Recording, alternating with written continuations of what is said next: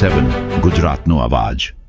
નમસ્કાર દર્શક મિત્રો, i7 ન્યૂઝ ગુજરાતીની સાથે હું છું આપની સાથે પાયલ બામભણિયા। તો જોઈએ આજના મહત્વના સમાચાર।